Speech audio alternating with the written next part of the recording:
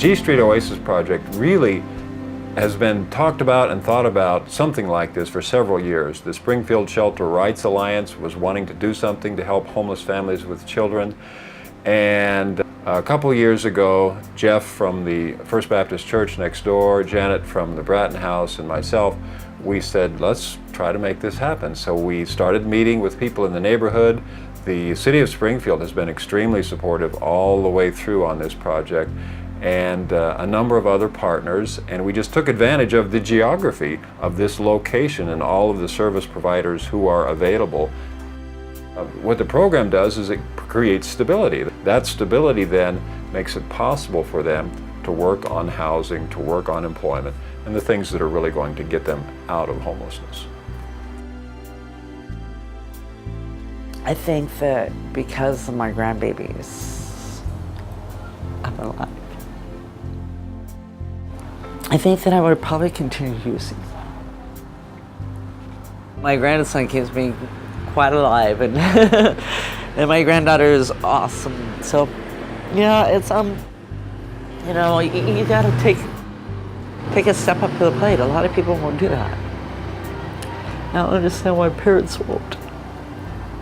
Yeah, it's been a struggle from point to point. It's keep my mind on where one door closes, another door will open. And life gets hard, but if you can look at the kids and see the smile on their faces, so as long as you can keep them happy, and he's been really, really happy here. Loves going down, takes showers, and after his shower, he goes out to the park for a little while, and then we go to daycare, and I go to work. In my eyes, the place is a blessing. I mean, all my needs are met. So we have the showers at Willamette Lane. We have the Bratton House, Head Start right down the road, and Catholic Community Services. The building for food we have there. I've used the clothing room numerous times, and I have a place for mail. I'm very excited and very pleased to hear that Debbie is now getting into housing, and that's exactly what we want to happen in this program, is that people get the help they need to get into housing.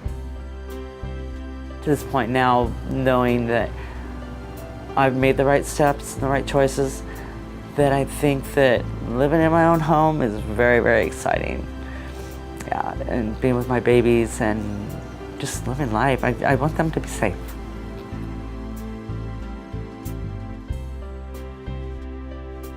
So a mix of domestic violence and my drug use is what got DHS involved in my life.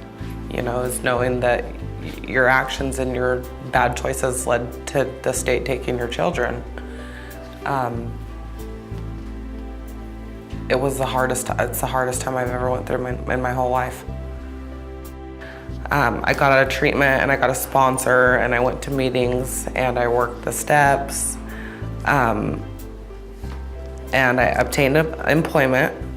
Housing was my last piece that I was having trouble obtaining because of my record. And I had been denied at like 17 places. I had been denied it. And it was getting to the point where it was feeling hopeless. You know, this is the last piece before my children come home and I can't obtain it. So that was really tough. So my DHS caseworker referred me to Catholic Community Services, and my case manager, Pamela, helped me find housing. Pamela was amazing. She was on top of things with me. She was calling and checking on me. She got me moved into my house really quick. She was always asking me if I needed anything. She was advocating for me.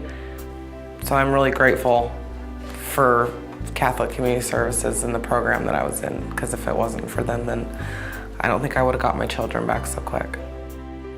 My children see me happy and healthy and making good choices and being present with them, and you know, not just being there, but I mean playing with them and taking them places and being there for them.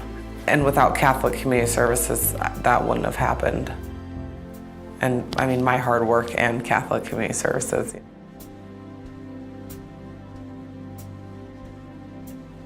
My name is Mary Phipps, and I'm a CPA here in Eugene and have lived in Lane County all my life. I think it's important to me to help people just because I believe that that's why we're here. You know, that's what we're supposed to do. We're supposed to do the work of Jesus Christ. We're supposed to be the hands, the body of Christ. I've always known about Catholic Community Services, but I wasn't really clear on what they did. I just knew it was a charitable arm of the church, an organization, but that didn't mean very much to me.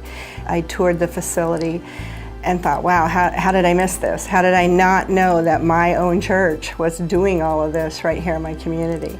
My office adopted a family and for Christmas.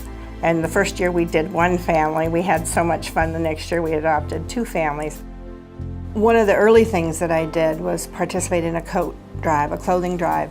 And I actually went to Goodwill and for $2 a piece bought a whole bag full of coats because I knew that Catholic Community Services was going to give them away. They were not going to sell them in a thrift store or something like that.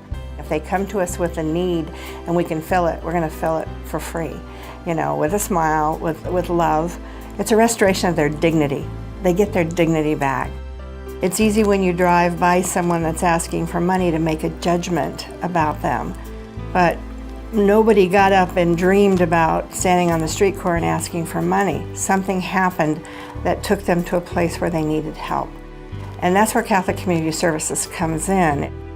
It's a hand, but it's a hand up.